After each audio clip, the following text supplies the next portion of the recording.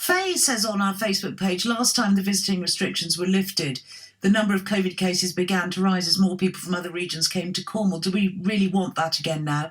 And don't our doctors and nurses deserve a rest? What was your perception of last summer?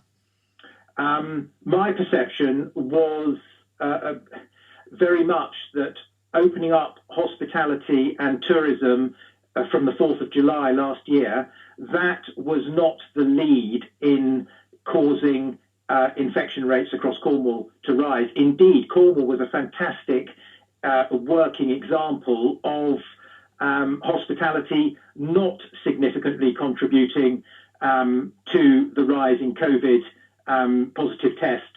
But and I say that I'm in hospitality. I wanted it to be like that, but looking at the figures, we were not. We had thousands of people coming down.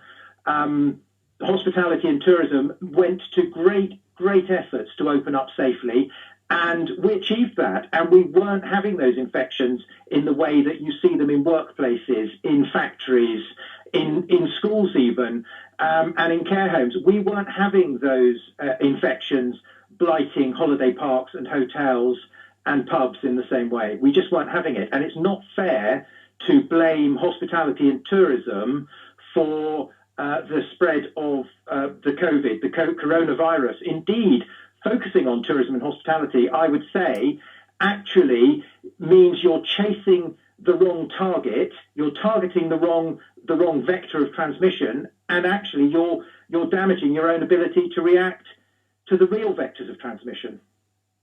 Where do you think we really should be concentrating our efforts?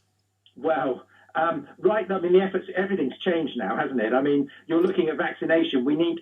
I don't know why the police aren't at the front of the queue for vaccines. For example, we want to see the people in the front line protected. But if you're asking me how coronavirus spreads, it spreads by people breaking rules. Of course, it does. But then you only have to look at the big spread. The big clusters in Cornwall have been around factories, workplaces, and they've been in care homes, tragically, because, of course, in care homes, it leads to fatality, which is very sad.